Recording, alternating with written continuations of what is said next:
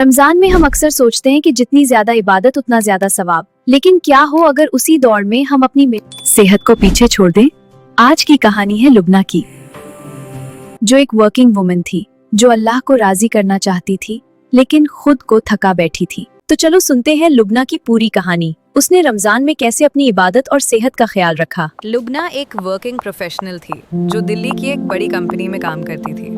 वो अपनी नौकरी, घर की जिम्मेदारियां और रमजान की इबादत सब कुछ एक साथ मैनेज करने की कोशिश कर रही थी। रमजान का चांद नजर आया तो लुबना का दिल खुशियों से भर गया।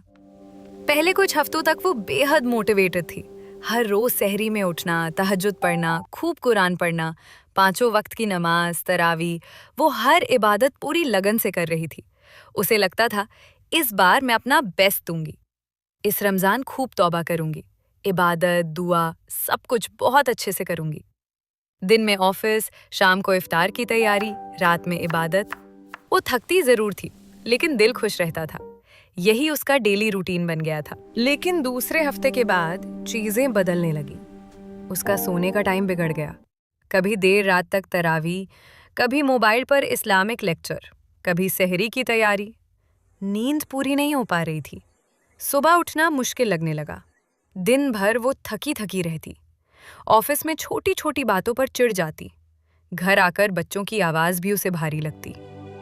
कभी कभी तो वो इतना थक जाती कि डिनर ही छोड़ देती, सिर्फ इसलिए कि थोड़ा वक्त बचा सके।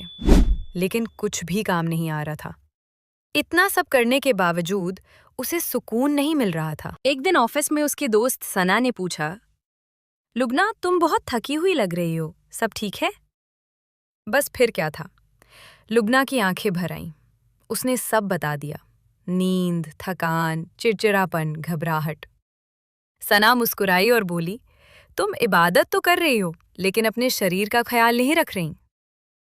फेथ यानी इस्लाम और साइकोलॉजी दोनों कहते हैं, ईमान और हेल्थ दोनों एक दूसरे से कनेक्टेड है। फिर उसने कहा, नबी सल्लल्लाहु अलैहि वसल्लम ने फरमाया, तुम्हारे शरीर का भी तुम पर हक है। नींद कोई आलसपन नहीं, वीकनेस नहीं, बल्कि नींद खुद इबादत है। अगर अच्छी नींद नहीं तो अच्छी इबादत भी पॉसिबल नहीं। सना ने कहा, साइंस के हिसाब से हमारी बॉडी एक इंटरनल क्लॉक पर चलती है। इसे सर्केडियन रिदम कहते हैं, यानी हमारे शरीर का प्राकृतिक टाइम सिस्टम, जो बताता है कब सोना है और कब जागना है। जब रमजान में हमारे खाने और सोने का टाइम चेंज हो जाता है तो ये क्लॉक कंफ्यूज हो जाता है, जिसकी वजह से घबराहट, चिड़चिड़ापन, माइंड डिस्टर्ब होने लगता है। साना ने उसे कुछ आसान बातें समझाईं।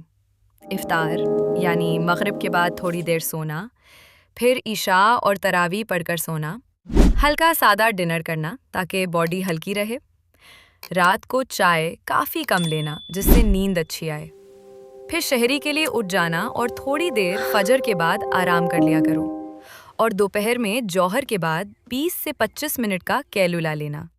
नबी सल्लल्लाहु अलैहि वसल्लम दोपहर में थोड़ी देर का कैलुला लिया करते, जिससे बॉडी रिलैक्स रहे। लुबना ने समझ लिया था, रमज़ान खुद को तोड़ने के लिए नहीं, खुद को संवारने के लिए आता है। और जब उसने खुद का ख्याल रखना शुरू किया, तभी उसकी इबादत में असली मिठास लौट आई। उसने अपने सोने का वक्त ठीक किया, खाने को हल्का रखा, और उस दिन से लुबना ने सीखा, इबादत क्वांटिटी में नहीं, क्वालिटी में होनी चाहिए। तो ये थी लुबना की रमजान स्टोरी। आपको कैसी लगी कमेंट में जरूर बताएं। सभी को मेरी तरफ से रमजान मुबारक। अल्लाह हम सबको खूब इबादत रोजे रखने की तौफीक दे। आमीन।